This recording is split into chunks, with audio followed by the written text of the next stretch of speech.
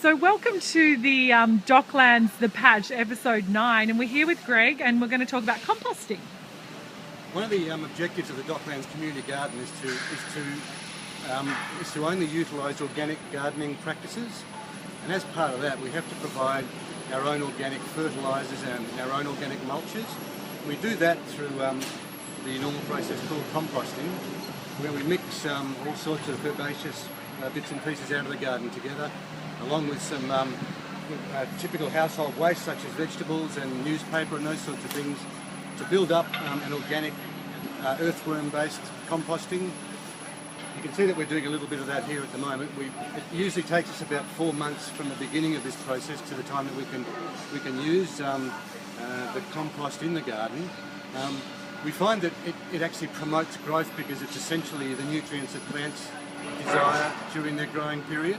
And we're also saving quite a deal of money by doing it ourselves and essentially recycling the waste out of the garden and out of local communities' kitchens to provide the nutrients required for the plants in the garden.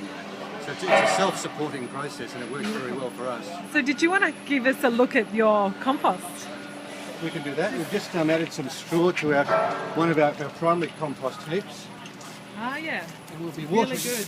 We'll be watering that in now. You'll notice that there's a variety of stuff in there, including green leaf structures out of the garden, plus some newspapers. We invite the local community to drop off anything that's compostable, and we use that as well. So we're also saving the community in terms of taking stuff to the rubbish tip that's being used here instead for a good purpose.